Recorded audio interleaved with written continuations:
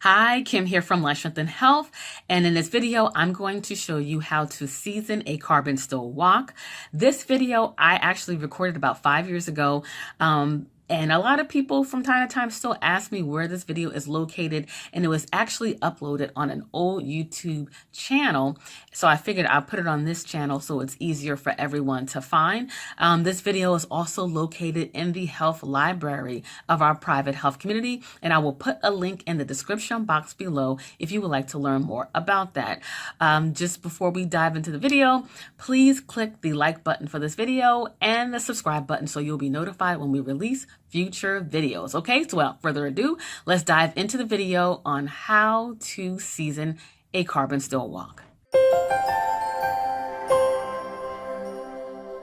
Hi, Kim Hester here from jkhealthtribe.com, and in this video I'm going to go over how to season a wok. But before we begin that, I just want to briefly talk about wok cooking. Wok cooking is something that I wanted to always get into because I love stir fries, and stir frying is such a great way to incorporate vegetables into your diet and to cook those vegetables and other grains and things that you're going to consume in a healthy way because you're using high heat and low oil. So the type of woks, there's many woks out there, but the best one, or one that I would recommend, is a carbon steel wok. Carbon steel woks, which is the one I have here, they heat up very well, they last a long time, they have excellent flavor, and they're fairly inexpensive compared to the other wok materials such as the cast iron or the steel ones. The cast iron is the way to go. This is a 12 inch wok, and you want to get it a 14 gauge thickness when you're purchasing a wok. Mine have the wooden handles, one for you to hold, and another one when you take it off of the stove so you don't burn yourself, it's easier to use. I have a gas stove, so I went with a round bottom wok, but if you have an electric stove, it is recommended to get a flat bottom wok, and you can get a flat bottom wok in the carbon steel material. If you do have the round bottom, you want to get a wok ring that you can put over on top of your stove so that the wok can sit evenly and be heated evenly. Okay, so the next phase we're going to go to is to begin seasoning our wok. So let's head into doing that next. So the first process in seasoning the wok is to clean it. You can't obviously feel it, but there is a coating of oil that the manufacturers put onto the wok to keep it protected. And in order to fully season it, and I didn't mention in the first half, you want to season the wok so that your wok can give off great flavor and it becomes non-stick, and over time develops this dark coating or a patina that helps to make the wok more flavorful and make your foods taste much better as you're cooking it over time. So the first thing I'm going to do is I'm going to wash the wok with warm soapy water just to get off that coating of oil.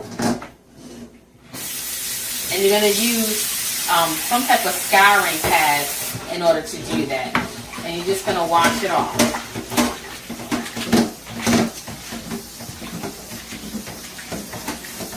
So I just finished cleaning off that layer of oiling on the front and back of the wok. I dried it completely with the paper towel, and now is the next phase. So the wok that I have has the wooden handle, and there's also two handles, this long handle and this one that is going horizontal. On this model of wok, we're able to remove this handle, so that's what I'm going to do first because we have to bake it as part of the seasoning process.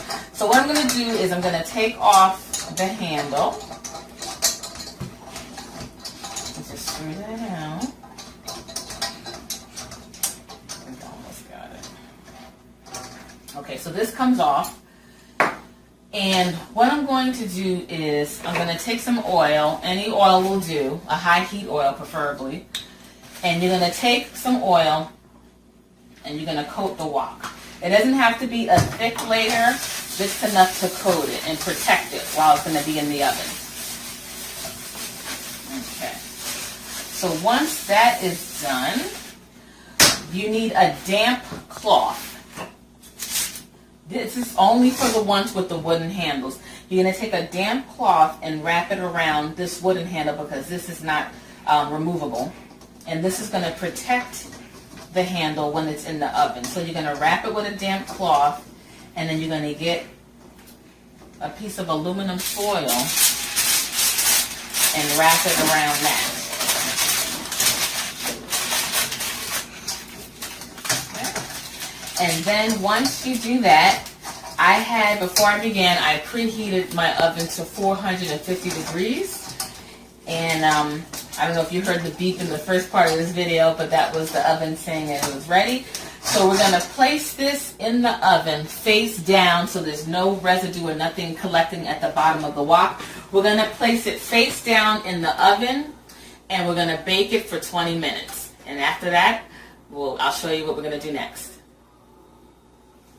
Okay, so we're almost done. The timer's about to go off, and it's now time to take the wok out of the oven.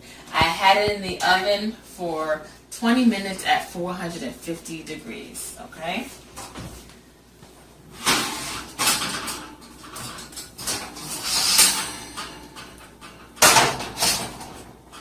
I don't know if you could see it, but the wok got a nice brown, dark coating on it, okay?